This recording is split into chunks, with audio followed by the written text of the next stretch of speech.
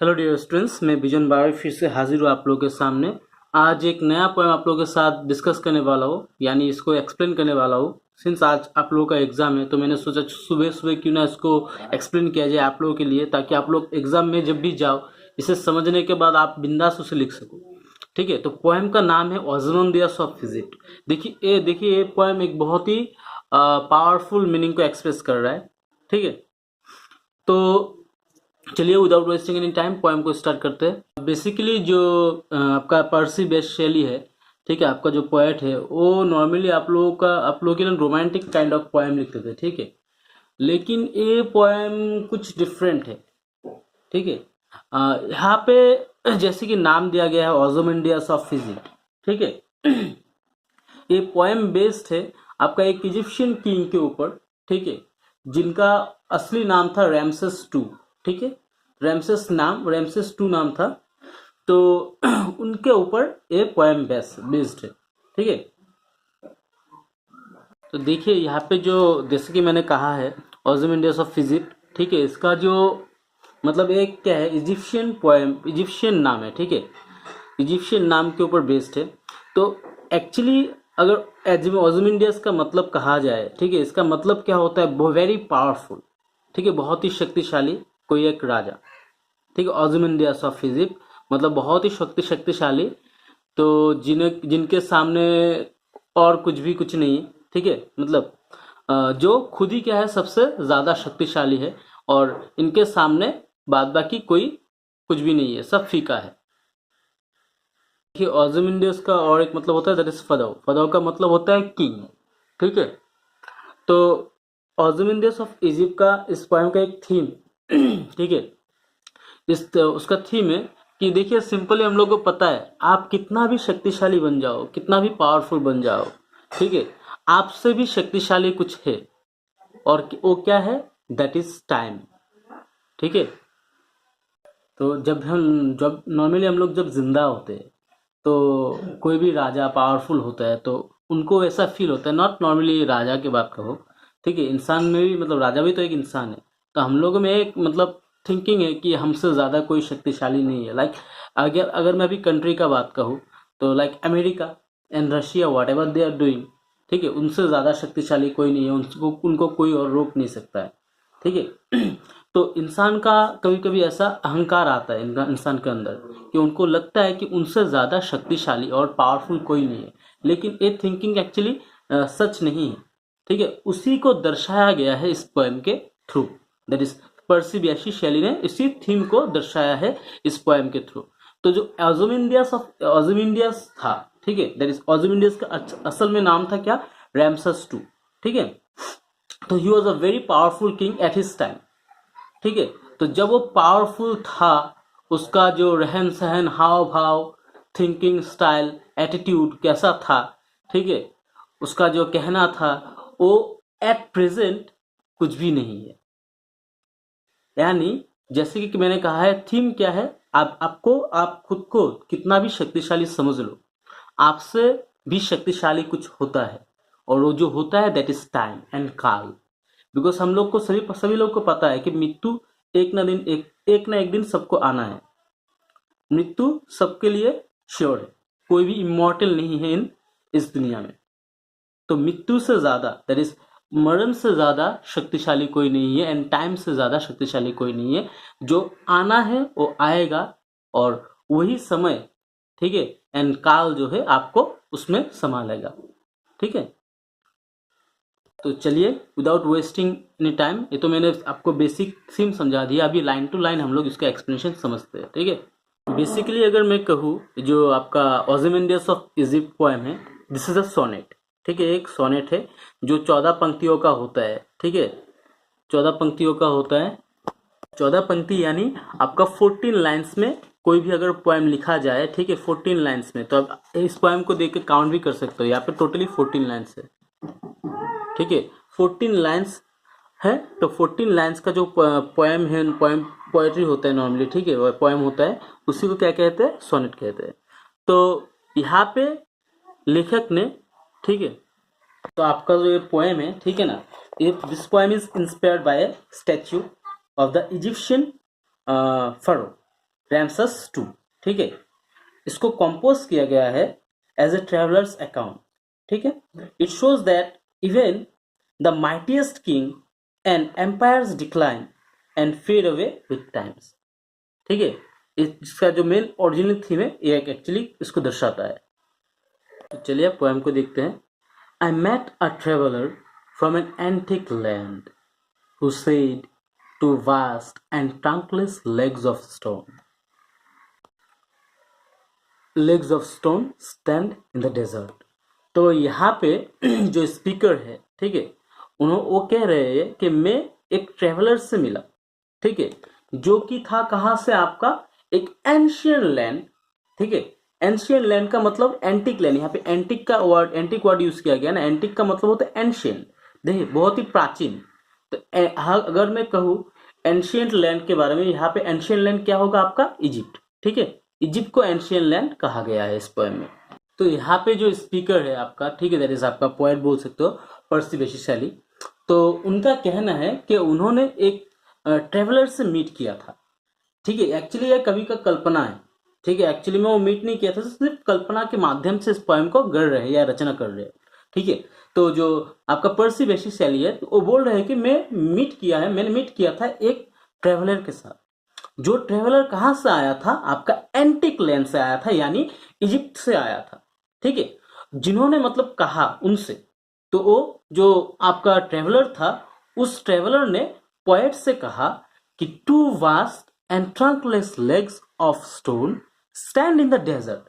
तो वही स्टैचू या ट्रेवलर बोल सकते हो, ठीक है। वो ट्रेवलर पोएट से कहा कि देखिए दो बहुत ही बड़ा लेग्स है, ठीक है, ट्रंकलेस लेग्स का मतलब ऑफ स्टोन, पत्थर से बना हुआ ट्रंकलेस लेग्स, जो कहाँ पे खड़ा है, आपका डेजर्ट पे खड़ा है। इसका मतलब है कि वो कह रहा है वो ट्रेवलर कि देखिए एक बहुत ही बड़ा स्टैचू है, ठीक है, जिस स्टैचू का क्या है, बहुत ही बड़ा दो लेग्स है। जो लेग कहाँ पे खड़ा है, डेजर्ट का जो सैंड है उसमें खड़ा है। और ट्रंकलेस लेग्स कहा गया ना इसको। ट्रंकलेस लेग्स का मतलब क्या है, जिस ट्रंकलेस मतलब इसका जो अपर पोर्शन होता है ना, अपर वाला बॉडी, हम लोग का जो कमर के ऊपर से जो बॉडी होता है, ठीक है, कमर के ऊपर का बॉडी पोर्शन को कहते हैं ट्रंकलेस बॉडी। तो उस स्टैचू का क्या नहीं था आपका, वो दैट इज कमर के ऊपर का बॉडी नहीं था, ठीक है, ये कहा गया है इसमें। Then near them on the sand half sunk a shattered visage lies whose frown and wrinkled lip and sneer of cold command tell that its sculpture will those passions read, which yet survive stamped on these lifeless things, the hand that mocked them and the heart that fed। देखिए यहाँ पे जो next line है, near them on the sand half sunk a shattered visage lies whose form and wrinkled lip and sneer of cold command tell that a sculpture will those passions read, which yet survive stand on these lifeless things, the hand that mocked them and the heart that fed। यहाँ पे जो poet है वो कह रहा है, अभी क्या पोएम जो आपका स्टैचू था उसका आसपास के बारे में भी डिस्क्राइब कर रहा है, ठीक है। तो उस स्टैचू के आसपास में क्या था, सिर्फ रेत था, दैट इज सैंड था। तो उसी सैंड में, ठीक है, near them on the sand, उस सैंड में हाफ सैंक मतलब हाफ धसा हुआ या उसके अंदर में घुसा हुआ, ठीक है, ए शैटर्ड विसेज लाइज। इस शैटर्ड विसेज लाइज मतलब टूटा फूटा एक फेस, ठीक है, that is shattered visage lies whose frown and wrinkle lip.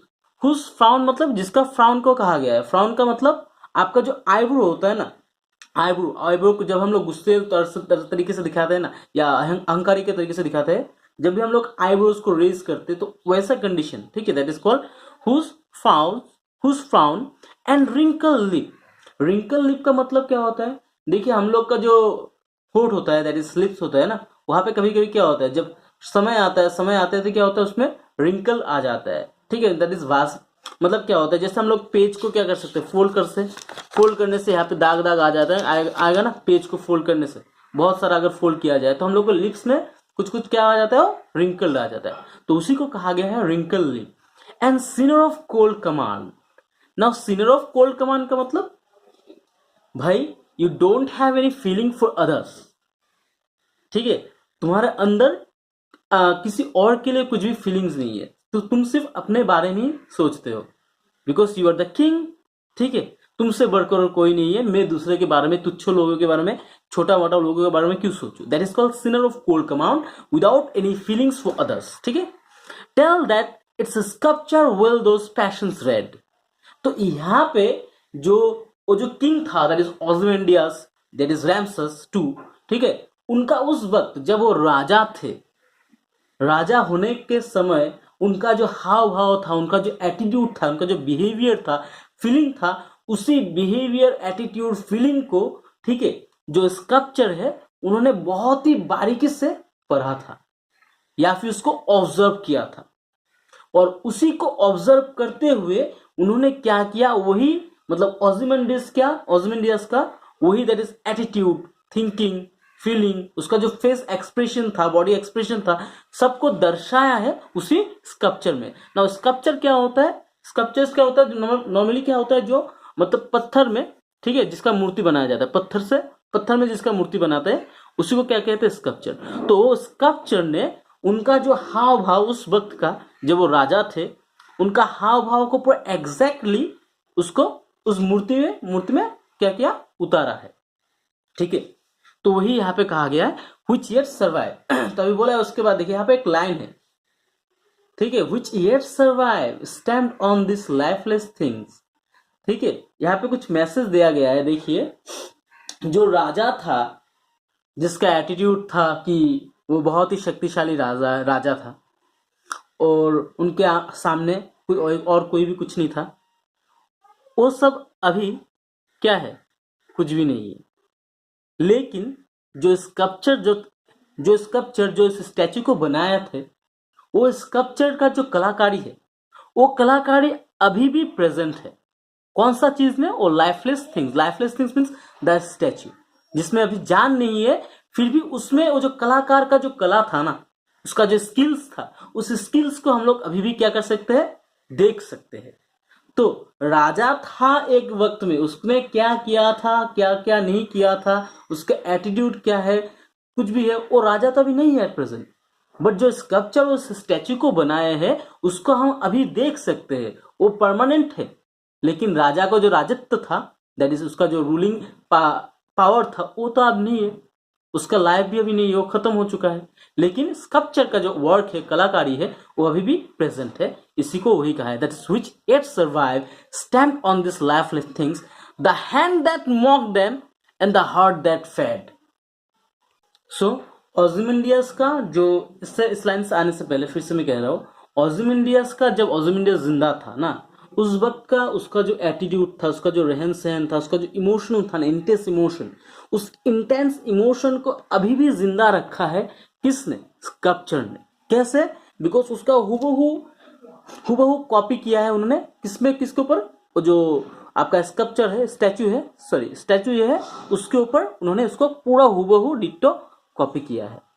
तो उनके स्टैचू के द्वारा, ठीक है, ओzymandias जब जिंदा था, उनका जितना भी रहन सहन, जैसा भी एटीट्यूड था, उसका जितना भी इंटेंस फीलिंग था, उस इंटेंस फीलिंग को अभी भी हम लोग, जो स्टैचू है, दैट इज लाइफलेस थिंग्स, उसमें अभी भी हम लोग क्या कर सकते हैं, देख सकते हैं। नो डाउट ओzymandias मर चुका है, लेकिन वो स्कल्पचर के बदौलत उसके हेल्प से अभी भी हम क्या कर सकते हैं, ओzymandias का वो एटीट्यूड, उसका इंटेंस फीलिंग, इंटेंस इमोशन को हम लोग अभी क्या देख सकते हैं। कहाँ पे, वो जो स्टैचू, जो मूर्तिकार ने बनाया था, स्कल्पचर ने बनाया था, उसके ऊपर। ठीक है, देन इसके बाद जो क्या है, the hand that mock them and the heart that fed. इसका मतलब क्या होता है, देखिए यहाँ पे जो मॉक्ड है, इसका दो मीनिंग होता है। एक होता है टीज करना, और एक होता है क्या, आपका कॉपी करना।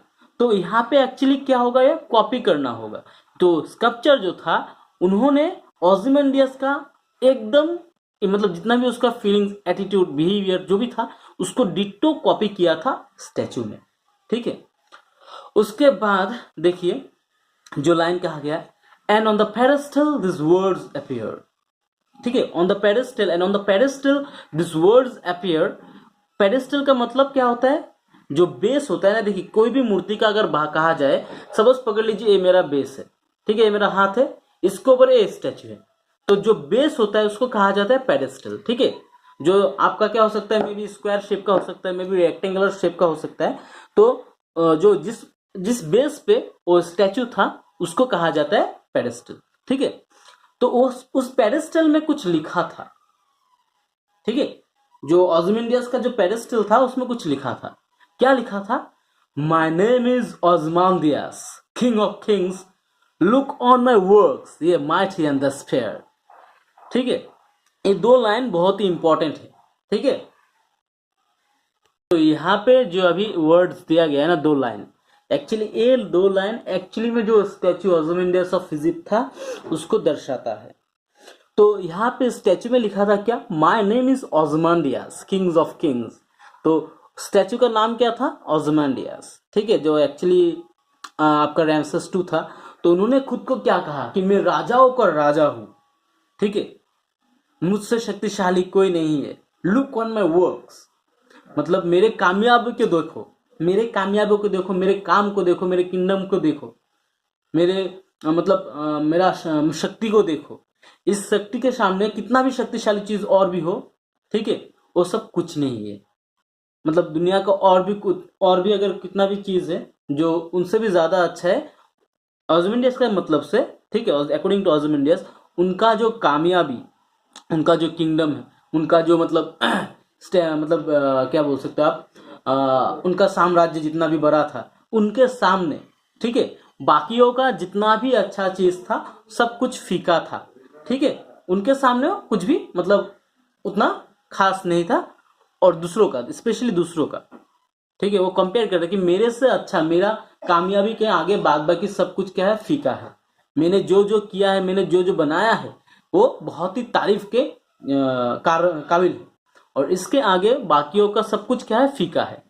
Then nothing besides remain round the decay of that colossal wreck, boundless and bare, the lone and level sand stretch far away। इसके बाद का जो 3 लाइन है इसका भी मतलब बहुत ही अच्छा है। ओzymandias ने तो कह दिया कि वो राजाओं को राजा है, उसका कामयाबी बहुत ही शानदार जानदार है, उसके सामने दूसरों का कामयाबी कुछ भी नहीं है। ठीक है, तो इतना अहंकारी राजा था वो, एक्चुअली आप कह सकते हो अहंकारी राजा था। तो उसके बाद उसका अहंकार को, ठीक है, एक्चुअली में 3 लाइन जे हम लोग को अच्छे से पता है, जब भी कोई अहंकार करता है ना, अहंकारी का क्या होता है? पतन होता है। एग्जाम्पल ले सकते हो आप, रावण को जब घमंड हो गया था कि उससे शक्तिशाली कोई और नहीं है, उसके वजह से क्या हुआ? उसका जो सोने का लंका था उसका क्या हुआ था? पतन हुआ था। तो यहाँ पे वो लास्ट तीनों लाइन जो है वो उसी को दर्शाता है कि आप खुद को कितना भी शक्तिशाली समझ लो, आप कितना भी अच्छा, कितना भी पावरफुल बन जाओ, आप खुद को कितना महान समझ सकते हो, लेकिन एक समय ऐसा आएगा जब आपका क्या होगा? पतन होगा, और जब आपको लोग पूछेगा भी नहीं। तो चलिए इन 3 लाइनों को भी समझ लेते हैं। तो जैसे कि यहाँ पे लिखा है, नथिंग बिसाइड रिमेन्स, भाई क्या रह जाता है? राउंड द डिके, इसका मतलब समय के साथ, ठीक है, आपके पास क्या रह जाता है? कुछ भी नहीं रह जाता है। समय सब कुछ क्या करता है? उसको अपने काल गर्भ में ले जाता है। ऑफ दैट कोलोसल रैक मतलब बिग रैक, यहाँ पे रैक के मतलब बोल सकते हो कचरा टाइप बोल सकते हो। ठीक है, बाउंडलेस एंड बेयर मतलब यहाँ पे कचरा नहीं बोल सकते हो, सिंपली ओzymandias का जो स्टैचू है उसको ही कहा गया है, of that colossal wreck boundless and bare. तो अभी देखो, जब ओzymandias जिंदा था, ठीक है, उसके पास धन दौलत, साम्राज्य, प्रजा, ठीक है, पावर, सब कुछ था, लेकिन आज उसके पास क्या है? आज उसके पास कुछ भी नहीं है। यहाँ पे बाउंडलेस मतलब बहुत ही बड़ा, मतलब बोल सकते हो लिमिटलेस, एंड बेयर मतलब ओपन एरिया। तो एक्चुअली डेजर्ट के बारे में कह रहे हैं ना, तो डेजर्ट में, इतना बड़ा डेजर्ट में, ठीक है, ओzymandias के पास अब कुछ भी बाकी नहीं है। The loan and level sense stretch far away, जिस राजा के पास एक वक्त सब कुछ था, जिसका अपना साम्राज्य था, जिसका अपना प्रजा था, जिसके पास अपना धन दौलत था, जिसके पास खुद का सिंहासन था, जो दूसरों मतलब अनेकों राजा के ऊपर राजत्व करता था, आज उसके पास क्या है? आज उसके पास कुछ भी नहीं है। उसके पास आज सिर्फ क्या है? कुछ भी नहीं है, कुछ भी नहीं है। वो एक बहुत ही बड़ा डेजर्ट में अकेला ही पड़ा हुआ है। तो इससे क्या पता चलता है हम लोगों को? तो आप जितना भी खुद को पावरफुल समझो, कितना भी शक्तिशाली बन जाओ, एक समय ऐसा आता है जब आपका अस्तित्व क्या होता है? विलीन हो जाता है। दैट इज काल गर्भ में समा जाता है। तो समय से शक्तिशाली कुछ भी नहीं है, ठीक है? समय से शक्तिशाली कुछ भी नहीं है। तो इसमें यही मैसेज को दिया गया है कि आप खुद को कितना भी बड़ा समझ लो, भगवान से भी बड़ा समझ सकते हो आप अपने आप को, लेकिन आप इमॉर्टल नहीं है। आपको भी एक दिन क्या होगा? मरना पड़ेगा। और आप जिंदा रहने के टाइम में जितना भी अहंकार, जितना भी धन दौलत, जितना भी पावरफुल थे, कमाए थे, या धन दौलत जितना भी थे, सब आपसे एक दिन क्या होगा? चला जाएगा। आपके पास कुछ भी नहीं रह जाएगा। तो यहाँ पे ओzymandias का लास्ट में तो कुछ भी नहीं रहा, जिन्हें लोग भूल भी गए, जिनका स्टैच्यू, एक स्टैच्यू बचा था, वो भी स्टैच्यू कहाँ पे था? एक बोल सकते हो एकदम खराब कंडीशन में था, जिसका ऑलरेडी आपका जो ऑलरेडी कहा गया ट्रंकलेस लेग, जिसका कमर का ऊपर का पोर्शन, बॉडी का पोर्शन नहीं था, जिसका जो फेस था, गला था, वो मिट्टी में धंसा हुआ था। और रेत के साथ, समय के साथ हम लोग को क्या पता होता है, स्टोन में क्या होता है? धीरे धीरे स्टोन का भी क्या होता है? धीरे धीरे क्या होता है? डेप्रिशिएशन होता है ना। यहाँ पे डेप्रिशिएशन का मतलब क्षय होना, या उसको बोलते हैं हम लोग, क्या बोलते हैं ना, वैल्यू धीरे धीरे, अरे जिससे जो आपका मिट्टी जैसे बनता है ना, प्रोसेस है, उसके जैसे मतलब धीरे धीरे क्या हो रहा है? स्टैच्यू भी उसका खराब हो रहा है। तो ओzymandias कौन था एक समय में? आज किसी को याद नहीं। उसका रहन सहन, एटीट्यूड, बिहेवियर, पावरफुलनेस किसी को याद नहीं। सब क्या हुआ? समय के साथ आपका विलीन हो चुका है, गायब हो चुका है। लेकिन यहाँ पे जो मैंने एक बात कहा था ना, आपका अच्छा काम को पूछा जाता है, आपने बुरा काम क्या किया था उसको कोई नहीं याद रखता है। तो ओzymandias क्या था किसी को याद नहीं है, लेकिन आपका जो स्कल्पचर था, जिन्होंने उस स्टैच्यू को बनाया था, उसका जो कला था, उसका जो स्किल था, उसको अभी भी लोग देख के प्रशंसा करते हैं, उसका तारीफ करते हैं। ओzymandias का तारीफ कोई नहीं करता है। तारीफ किसका करता है? जो स्कल्पचर है उनका तारीफ करता है। जैसे मूर्तिकार जो, उनका तारीफ करता है कि इतना शानदार एक मूर्ति उन्होंने बनाया था। जो ओzymandias रियल में था, उसका इंटेंस फीलिंग को उन्होंने हूबहू डिट्टो उस मूर्ति में उतारा था। तो उसके लिए भी क्या चाहिए? एक स्किल चाहिए। तो उस स्किल का तारीफ सभी लोग करते हैं, लेकिन ओzymandias को कोई भी पूछता नहीं है।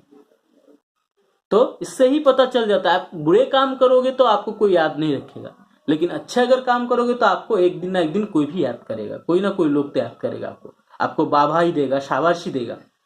लेकिन बुरे काम का नतीजा बुरा होता है।